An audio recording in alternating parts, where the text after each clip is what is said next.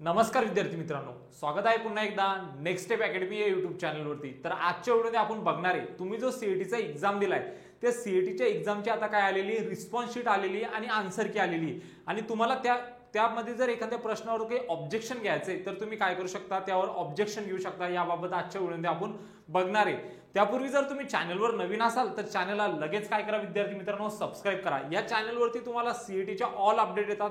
ज्या सीईटी पोर्टलवर जे काही नवीन अपडेट असतात सर्वांची माहिती तुम्हाला भेटते। त्यानंतर तुमची कॉलेजची जी काउन्सिलिंग असते त्यासाठी सर्व काही गोष्टींची अपडेट तुम्हाला नेक्स्ट स्टेप अकॅडमी या युट्यूब चॅनलवरती भेटते। त्यानंतर स्कॉलरशिपचे जे काही अपडेट असतात त्या सर्व अपडेट तुम्हाला नेक्स्ट स्टेप अकॅडमीवरती भेटते। मग चॅनलला काय करून घ्या, सबस्क्राइब करून घ्या। आता बघूया आपण कोणत्या सीईटी साठी तुमची काय आलेली या ठिकाणी रिस्पॉन्स शीट आणि आन्सर की आलेली आणि त्याचा काय शेड्यूल असणार आहे।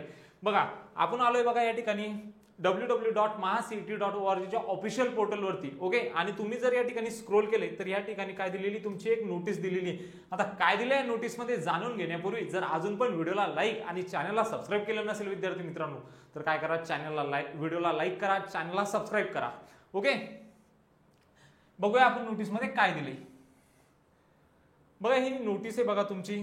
तर यामध्ये बघा सबमिशन ऑफ कॅन्डिडेट ग्रेव्हियन्स ऑब्जेक्शन कशासाठी बघा, तर Maharashtra BCA BBA BMS BBM CET 2025 साठी काय आलेली नोटीस आलेली। आता यामध्ये काय दिले आपण बघूया।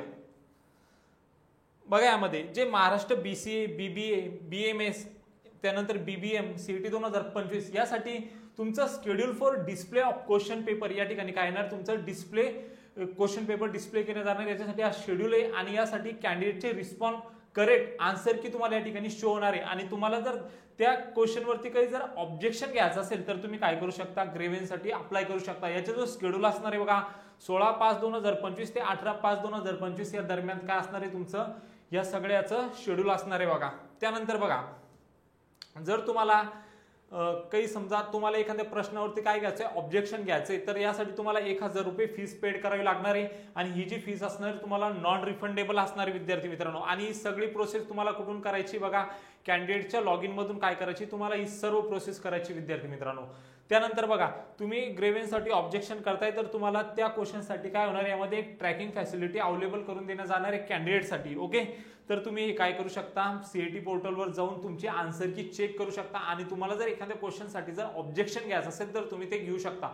माहिती जर आवडली असेल विद्यार्थी मित्रांनो तर चॅनलला नक्कीच सबस्क्राइब करा, तुमच्या मित्रांना शेअर करा आणि तुमचे जे काही प्रश्न असतील ते कमेंट बॉक्समध्ये कमेंट करा।